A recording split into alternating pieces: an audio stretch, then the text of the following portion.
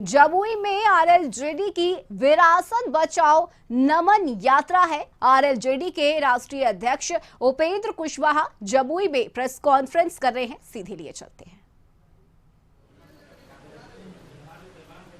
20 फरवरी को तय किया कि राष्ट्रीय लोक जनता दल का गठन हम करते हैं और उसके उपरांत हम निकल पड़े हैं लोगों के बीच में।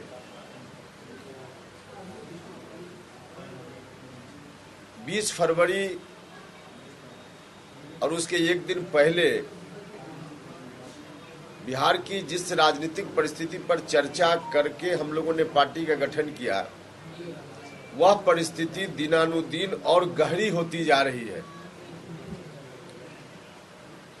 हमने बिहार की जनता को फिर से 2005 की स्थिति में नहीं लौटे राज्य, इस बात के लिए आग्रह करने, समर्थन मांगने बिहार के लोगों से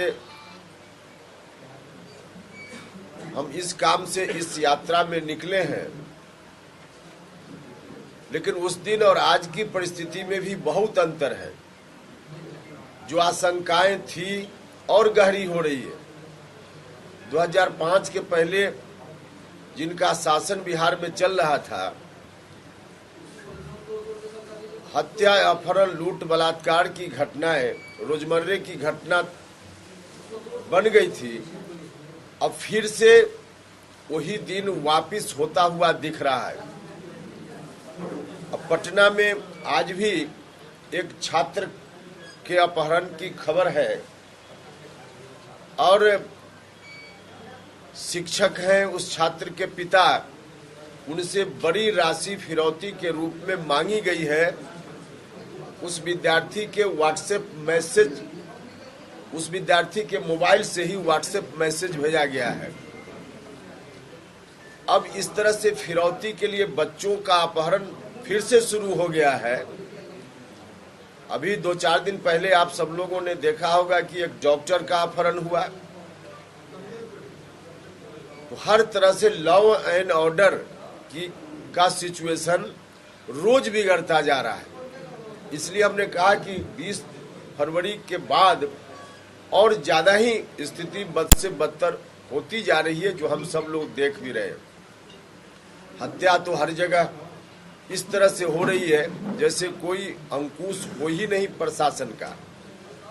तो पुराने दिनों में फिर से बिहार न लौटे, इसी बात को ध्यान में रखते हुए पार्टी का गठन हमने किया।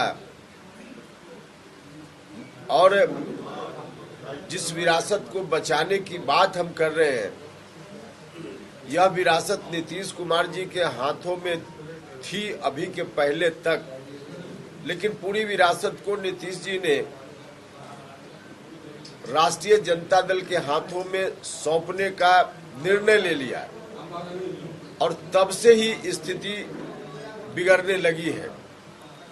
राष्ट्रीय जनता दल के साथ जो गठबंधन हुआ जेडीयू का, बगैर पार्टी के किसी भी नेता साथी के बीच चर्चा किए हुए डील की गई और उस डील के मुताबिक राष्ट्रीय जनता दल के हाथों में पूरी पार्टी को समर्पित कर देना डील का एक हिस्सा था। पूरे राज्य को आरजेडी के हवाले कर देना डील का एक हिस्सा था। और उसके हिसाब से माननीय नेता नीतीश कुमार जी ने अपना फरमान जारी किया, जिसका परिणाम इस रूप में है।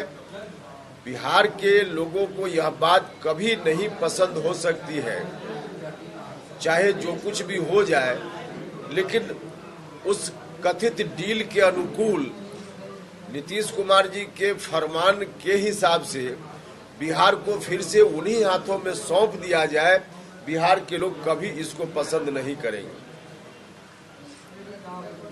इसलिए जब हम निकले हैं तो इतना समर्थन लोगों का दिख रहा है चौतरफा। हर तरह से लोगों के मन में जो आशंकाएं हैं, जब हम लोगों के बीच निकल रहे हैं तो मुझको लगता है कि हम लोगों का निर्णय बहुत ही उचित निर्णय है। हम लोगों के मन की आशंकाओं को दूर करना भी चाहते हैं। हम यहाँ भी आए हैं लोगों से इस बात का आग्रह करने के लिए कि बिल्कुल आशंकित सशंकित होने की जरूरत नहीं है। नीतीश कुमार जी के चाहने के बाद भी लाख कोशिश जेडीयू के लोग कर ले, आरजेडी के लोग कर ले, हम लोग बिहार को आरजेडी के हवाले नहीं होने देंगे। हम लोगों को आश्वस्त करना चाहते हैं।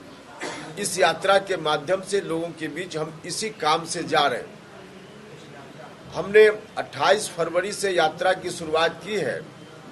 जहां जहां बिहार भर में जो बड़े महापुरुष हुए हैं उनकी जन्म धरती पर जाकर उनका नमन करना और फिर लोगों से बात करना। इसी क्रम में भितिहरवा से, चंपारण से हमने बापू को याद करते हुए शुरुआत की है। और कल हम थे भागलपुर में, जहां तिलका मांझी, शहीद तिलका मांझी के चरणों में हम सब लोगों ने फूल चढ़ाया। और यहाँ से अभी जाएंगे सेखो देवरा नवादा, जो जेपी का कर्मभूमि है, एक तरह से आश्रम उन्होंने बनाया था वहाँ और काफी दिनों तक रहकर वहाँ काम किया था। तो वहाँ जाएंगे और उसके बाद फिर हम जाएंगे दशरथ मांझी, जो पर्वत पुरुष के नाम से जाने जाते हैं, गया जिला में, उनका चरण छुएंगे। और इस तरह से लोगों के बीच हम आगे बढ़ेंगे। 20 तारीख तक यह यात्रा चलेगी। कुर्था जहानाबाद, जो जगदेव बाबू का जन्म स्थान है, पैतृक गांव है, वहां जाकर उनका नमन करके इस कार्यक्रम का समापन करेंगे। तो इस इलाके के लोगों से भी हम आपके माध्यम से आग्रह करना चाहते हैं कि नीतीश जी ने खुद ही